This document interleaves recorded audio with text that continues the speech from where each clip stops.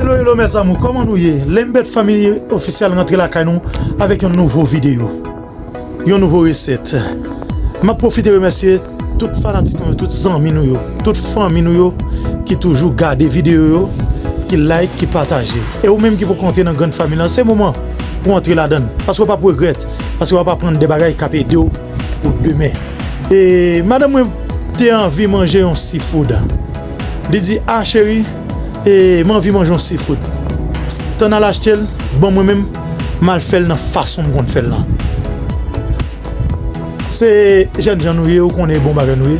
On dit mes chéris, on a dans la cuisine là, bon profiter garder comment lui-même il fait seafood par là, il remet il fait dans groupal et on connaît moi-même m'a éviter de manger trop graisse parce que nous connaît graisse pas trop bon et pour plusieurs dans nous tout, c'est-à-dire chacun qui prépare dans façon par yo.